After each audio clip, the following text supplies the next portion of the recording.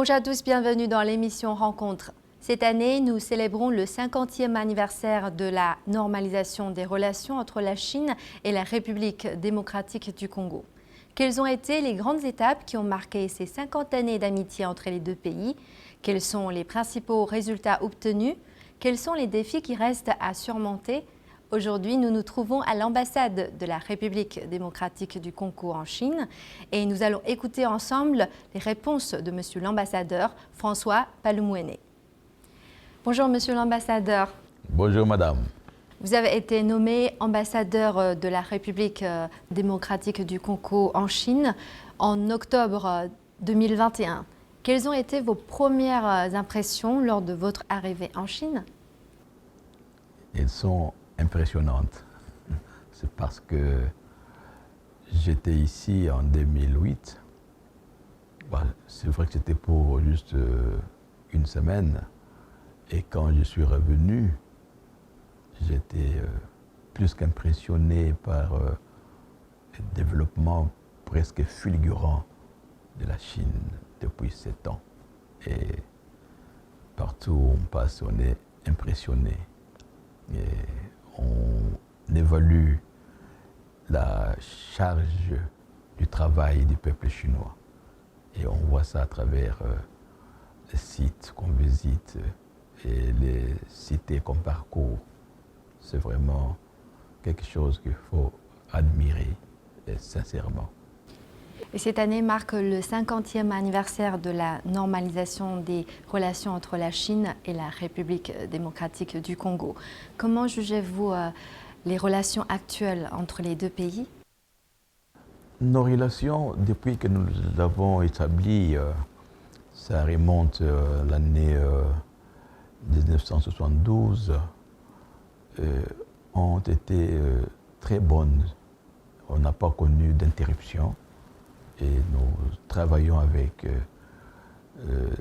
la Chine dans un cadre amical, d'entente. On a bénéficié quand même de beaucoup de dons et beaucoup de financement de projets chez nous depuis qu'on est en la coopération.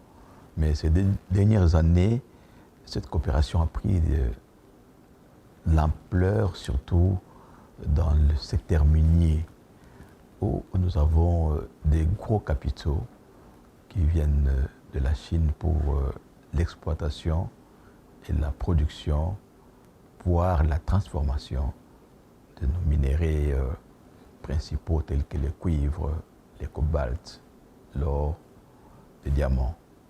Depuis le début de l'épidémie de Covid-19, la Chine et la RDC ont obtenu d'excellents résultats dans la lutte contre l'épidémie. Quelles sont vos attentes pour l'avenir en matière de coopération entre les deux pays dans le domaine de la santé? Vous savez, la RDC, c'est un pays immense. Nous sommes les plus grands pays en Afrique subsaharienne, avec plus de 2 340 km². C'est rien par rapport à la Chine, c'est vrai, mais c'est immense en Afrique. Et nous avons une population qui est aujourd'hui aux environs de 5 millions d'habitants. C'est quand même énorme. Nous sommes donc le 3e pays en Afrique en population. Et les besoins en soins de santé sont énormes parce que la population est immense et que la coopération avec la Chine dans ces secteurs devrait être accentuée parce qu'il nous faudra, par exemple, aujourd'hui, avoir de grands centres de santé à travers le pays. Mon pays a 26 provinces, donc il faut aller voir en dehors de Kinshasa et de Lubumbashi, Kolosi que vous avez visité. Il y a plusieurs villes, il y a plusieurs centres aussi qui ont besoin d'avoir un équipement médical, des structures médicales à même de donner des soins à la population. Et c'est un des secteurs sur lesquels nous allons travailler pour que nous puissions avoir un apport substantiel en matière de construction et de réhabilitation de nos structures sanitaires. En répondant activement à l'appel de l'ONU, la Chine a envoyé en 2021 sa 25e rotation d'ingénieurs, d'unités médicales et de forces de maintien de la paix en RDC. Comment jugez-vous la coopération entre la Chine et la RDC en matière de sécurité? En matière de sécurité, je serais beaucoup plus poussé à parler de la coopération bilatérale. Bilatérale, pourquoi j'ai dit ça? C'est parce que, comme tous les pays du monde, nous avons besoin d'avoir une forte armée nationale à même de défendre notre espace territorial. Nous avons une coopération forte parce que la Chine, dans le cadre de la coopération bilatérale, contribue sérieusement à la formation d'une partie de nos troupes armées. Il est vrai que la Chine est active et très active dans le cadre de missions de Nations Unies, missions de paix, comme chez nous c'est la MONUSCO aujourd'hui. Mais nous sommes en train de connaître une situation qui commence un peu à troubler l'esprit des Congolais du fait de cette durée de la MONUSCO qui a plus de 20 ans et qu'on n'arrive toujours pas à mettre fin à l'insécurité qui est dans notre pays, à l'Est surtout. Et pourquoi à l'Est? C'est aussi une zone riche en matières premières à minerer. Alors, parfois, nos voisins sont tentés de mettre des désordres pour se servir. C'est ce qui n'est pas bon. Nous sommes prêts à collaborer avec tout le monde. Donc, nous sommes très animés par la coopération militaire avec la Chine qui est en train de se développer davantage et nous sommes heureux de cela et on va l'accentuer dans nos discussions pour faire encore plus, pour arriver à la montée en puissance de notre armée. C'est la seule solution pour sauvegarder les intérêts et aussi les frontières nationales. L'année dernière, la Chine et la RDC ont signé un mémorandum d'entente sur la coopération dans le cadre de l'initiative La Ceinture et la Route. Selon vous, quel impact va avoir l'initiative La Ceinture et la Route sur le développement du Congo? Mais il ne peut qu'y avoir un impact plus que positif. Vous savez, je le dis au départ, je le répète, nous sommes un sous-continent. Et pourquoi nous sommes classés encore dans le pays en voie de développement? Tout simplement parce qu'il manque des fondamentaux qui doivent booster le développement. Et les plus grands des fondamentaux, c'est les infrastructures de communication, de transport, les routes, les rails, les ports et les aéroports. Et là, nous sommes en déficit. Hein. Je peux vous dire que les coins les plus éloignés de notre pays dépassent plus de 2000 km. Donc, les besoins en infrastructures routières, ferroviaires, même aériennes, est très important et nous comptons beaucoup là-dessus pour que notre coopération avec la Chine puisse trouver des solutions afin de permettre à la RDC d'être reliée de bout en bout et cela permettra l'éclosion du développement économique, socio-économique de notre pays. L'année dernière, lors de son discours d'ouverture de la 8e conférence ministérielle du Forum de coopération sino-africaine, le président chinois Xi Jinping a avancé une proposition en 4 points pour la construction d'une communauté de destin sino-africaine dans la nouvelle ère et a déclaré 9 éléments du projet de coopération pragmatique sino-africaine. Que pensez-vous de ces propositions? D'abord, je vous informe que j'étais à Dakar. Je vous ai dit que j'étais nommé en octobre 2021. Et en novembre 2021, j'étais à Dakar, assisté à ces FOCAC. Et j'ai suivi les discours du président Xi Jinping avec les 9 programmes qu'il a lancé pour soutenir le développement de l'Afrique. Je suis venu justement pour faire tout et faire bénéficier à mon pays tous les 9 programmes pour que nous puissions avoir un appui réel de la Chine pour notre développement socio-économique.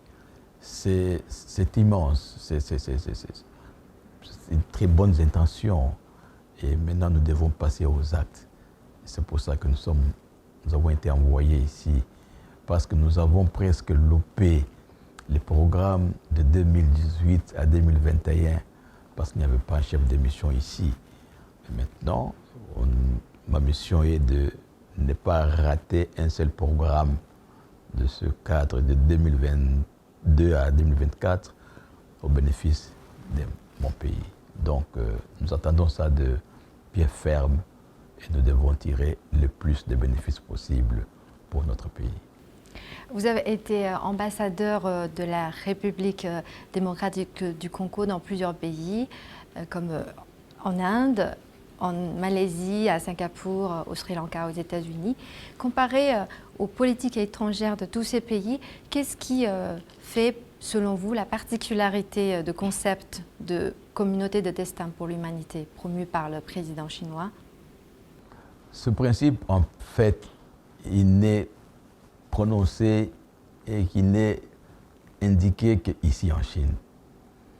Je suis diplomate de carrière, j'ai été un peu partout, mais c'est la Chine qui parle de futur partagé, de la prospérité partagée. Nulle part ailleurs on parle de ça. Hein. Donc c'est cette philosophie de la Chine que nous sommes en train de voir comment la mettre en pratique. Et ce fait de vouloir partager la prospérité, c'est quelque chose de sublime qu'il faut vraiment saluer. Aujourd'hui, je prends l'exemple de la Chine. Il y a 50 ans, il y a 60 ans, ce n'était pas comme ça. La Chine a connu aussi la colonisation, la Chine a connu des périodes de famine, mais la Chine s'est mise au travail, et s'est mise au travail de manière sérieuse. Donc c'est possible. Si c'est possible, si c'était possible pour la Chine, ça sera possible pour l'Afrique. Et aujourd'hui, avec cette vision de la Chine, d'aider l'Afrique à se relever, c'est quelque chose qui est de nouveau dans le monde. Vous voyez? Donc, dans les 9 programmes, on parle de l'agriculture, on parle de la lutte contre la pauvreté, on parle de l'industrialisation. C'est ça que dont a besoin l'Afrique aujourd'hui pour aussi se hisser dans la sphère de pays développés. Et on va y arriver. Et ça, moi, je crois que le modèle chinois va aider l'Afrique à se relever. Et je crois fermement. Mais certains politiciens occidentaux considèrent que la montée de la Chine est une menace pour le monde. Comment réagissez-vous à ces affirmations? Une menace pour le monde, la Chine n'est pas un pays qui va en guerre. La Chine n'a pas encore menacé un seul pays au monde pour lui faire la guerre. Hein? La Chine, c'est un pays qui est devenu l'industrie du monde. Alors, comment est-ce que ce pays qui est devenu l'industrie du monde, qui produit pour le monde entier, va devenir une menace? Ça n'a aucun sens. Menace peut-être quand on parle de leadership économique, oui. Mais il n'y a pas de pays qui sont nés, qui doivent rester le leadership économique du monde. Nous sommes dans un monde de compétition. On va le faire d'une manière tout à fait légale.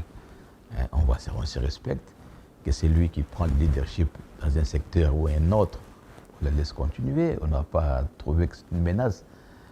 Si demain la Chine ferme ses frontières et ses industries, c'est là qu'il y aura des menaces pour le monde entier. Parce qu'il n'y aura plus de produits que la Chine va sortir de ses industries pour amener sur le marché mondial. Je ne pense pas, je ne crois pas que ce sera une menace, à moins de rivalité de leadership au niveau du monde. Mais la Chine, c'est un pays paisible. Je n'ai pas encore entendu la Chine aller attaquer un pays quelque part. Alors, que pensez-vous de la relation qu'entretient aujourd'hui la Chine avec le reste du monde? Bon, c'est cela que je dis. La Chine sert le monde entier aujourd'hui. Il sert le monde entier avec les produits manufacturés de différentes sortes. Et la Chine contribue aujourd'hui sérieusement au niveau des Nations Unies. Dans les cas de maintien de la paix à travers le monde, la Chine est présente et sérieusement présente. Donc, la Chine est avec le monde et pas contre le monde. Le 2 août, la présidente de la Chambre des représentants des États-Unis, Nancy Pelosi, s'est rendue dans la région de Taïwan de la Chine durant sa tournée en Asie. Et cela malgré la ferme opposition de la Chine. Quelle est votre analyse sur cet événement? Cet événement qui est d'actualité dérange un peu tout le monde. Ce n'est pas évidemment ce que le monde a souhaité. Vous savez, comme dans mon pays, d'abord, notre constitution, nous avons consacré le bon voisinage avec tout ce qui nous entoure et aussi la non-immixtion dans les affaires intérieures des autres pays. Et quand on va plus haut au niveau de la charte de l'Union africaine, il est consacré ce principe de non-émission dans les affaires intérieures en principe sacro-saint, ce qui veut dire qu'on laisse à chaque pays de jouir de sa souveraineté et de garantir son intégrité territoriale. Donc cette situation, elle est quand même assez gênante. Nous espérons qu'une solution va être rapidement trouvée pour que cela ne puisse pas se répéter. Vous savez qu'aujourd'hui, il y a plus de 180 pays qui ont des relations diplomatiques avec la Chine. Et ces relations diplomatiques sont basées sur l'unicité de la Chine. C'est un principe sacré pour la Chine et principe auquel le monde entier, toute la communauté internationale, y compris les Nations Unies, ont adhéré. Donc, il faut respecter ce principe et plutôt encourager la Chine qui a des problèmes à l'interne, de régler ces problèmes à l'interne et pas que nous puissions constituer des actes à même de s'avérer d'une immixtion dans les affaires intérieures de la Chine. Voilà un peu la position de mon pays, c'est que nous sommes engagés, nous avons acté l'unicité de la Chine. Donc le principe d'une seule Chine est sacré et nous y adhérons depuis que nous sommes en relation diplomatique. Ça fait bientôt 50 ans. Et que pensez-vous de l'évolution de la situation actuelle? Quelles vont être les retombées de cette visite? Cela relève du pouvoir absolu du gouvernement chinois. Il va réagir, nous allons apprendre quelles seront les réactions. Il est un pouvoir légitime, un pouvoir souverain, et il prendra des mesures. Nous, on n'aura qu'à acter. On ne saura pas savoir quels sont ces genres de mesures qui vont être prises. Il y a des mesures politiques, il y a des mesures militaires même, il y a des mesures économiques.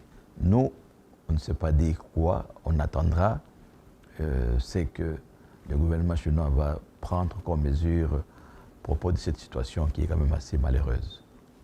Et le Congrès national du Parti communiste chinois se tient tous les 5 ans. C'est l'organe suprême de commandement du parti. Le 20e congrès national du PCC va bientôt se tenir à Pékin. Avez-vous l'intention de suivre cet événement? Je suivrai ça très attentivement. Et j'ai eu la chance quand on a atterri à Shanghai, quand on était dans la quarantaine de suivre les décisions, on a été vraiment épaté de voir la dimension démocratique de la philosophie chinoise. On a vu, on a suivi, parce qu'on était en quarantaine, on suivait d'ailleurs sur votre chaîne, mais on a vu que tous les coins de la Chine étaient représentés. Et tous ont eu droit à la parole.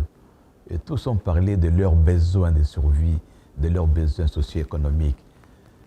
Et que le gouvernement a pris ça en charge. Donc, c'était un modèle. Et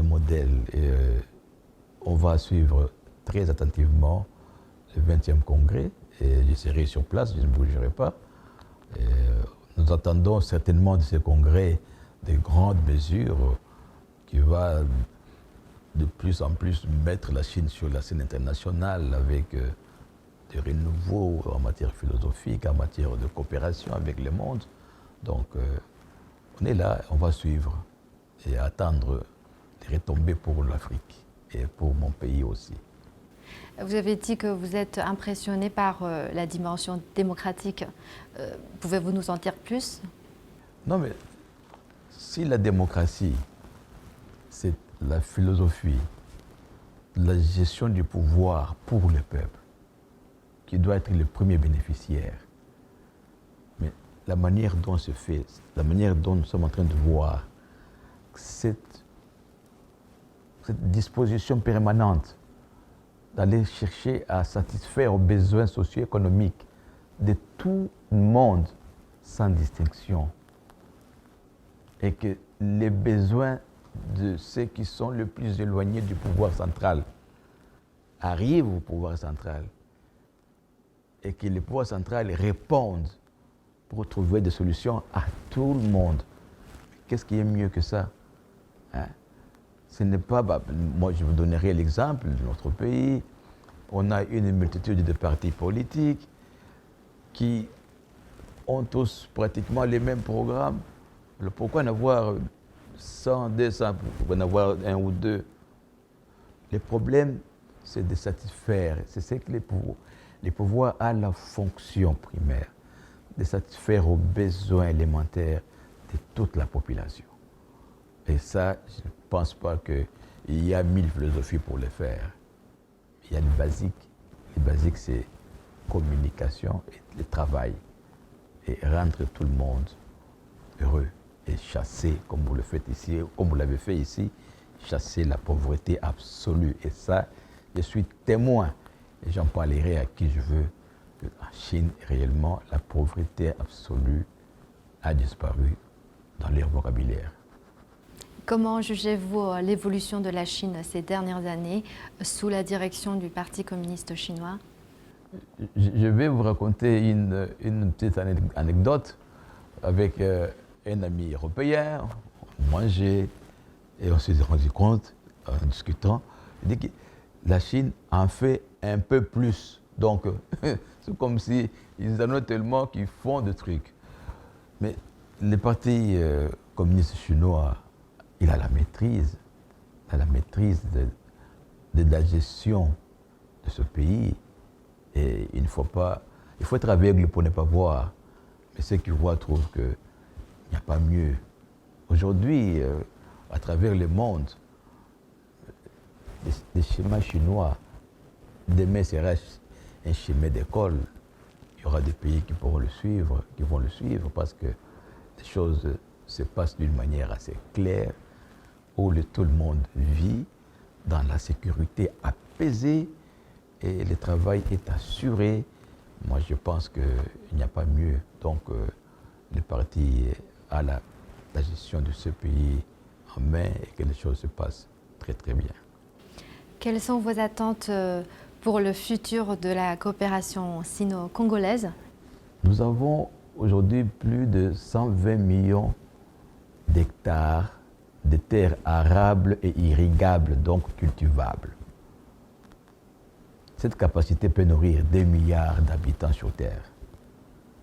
Mais malheureusement, on est à moins de 10% de terres exploitées. Voilà pourquoi j'ai dit le modèle chinois doit être appliqué dans notre pays. Et ça, c'est une de mes missions, de pouvoir maintenant chercher, trouver les financements publics et privés chinois pour aller révaloriser, réactiver, mettre ce secteur agricole à même, d'atteindre pour les Congolais la sécurité alimentaire et deux, de nous permettre aussi d'exporter des produits agricoles. On en a les capacités, on en a les moyens, mais maintenant il faut qu'on y arrive. Et je compte beaucoup sur la coopération avec la Chine pour que ce secteur-là aussi soit pris en charge par des conseils, par un accompagnement industriel, agricole, la création de production des engrais plutôt, plus biologiques que chimiques, les semences améliorées, que l'agriculture aussi, qui a une forte capacité d'absorption de la main-d'œuvre. Nous connaissons un fort taux de chômage chez nous, parmi la jeunesse, dans la jeunesse. Or, l'agriculture, c'est un secteur qui peut absorber une grande partie et rendre tout le monde un peu plus actif au niveau du pays. Pour terminer, auriez-vous la gentillesse de recommander à nos téléspectateurs certains des produits, des spécialités alimentaires ou des destinations touristiques qui font la fierté de la République démocratique du Congo? Vous savez que la RDC dispose de massifs forestiers, le deuxième après celui du Brésil et avant celui de l'Indonésie. Donc nous sommes, comme mon président veut bien le dire, et c'est vrai, nous sommes pays solution en matière de l'environnement. Mon pays a plus de 60% de forêt équatoriale. C'est dans mon pays. Donc, nous sommes là pour aider le monde à avoir de l'oxygène, à respirer bien. Et il faut que le monde soit reconnaissant du Congo en cette matière-là. Et là-dessus aussi, on va renforcer notre coopération avec la Chine, qui est sur une philosophie très forte d'atténuer les émissions de gaz à effet de serre pour la protection de l'humanité. Au point de vue touristique, on a un potentiel toujours immense dans ce secteur-là. Mais malheureusement, notre situation d'insécurité, d'instabilité à l'est du pays, où nous avons les plus gros parcs d'Afrique, ne nous aide pas à avoir des touristes. Est-ce que vous savez que nous avons un animal qui vit seulement au Congo? Dans le monde entier, ça s'appelle un okapi. L'okapi, c'est un animal qu'on ne retrouve qu'au Congo. C'est on dirait, un mélange de girafe et de zèbre. Et au Congo, vous avez des gorilles blancs dans le Virunga. Et vous avez des bonobos. Bonobo, c'est une sorte de singe qui est apparenté au comportement humain. Et nous avons des lacs, des fleuves. Donc, on a aussi un potentiel immense dans ce secteur-là. Et demain, on demandera aux Chinois, une fois que nous avons pacifié l'est du pays, de faire les tours touristiques. Ils seront très contents de voir des choses. Bon, vous avez aussi beaucoup de choses ici, mais en voir davantage, ça ne fait que rendre la vie agréable. Merci pour la présentation et cela donne vraiment envie d'aller visiter. Merci, madame. Je vous remercie d'avoir accepté notre interview. Je vous en prie.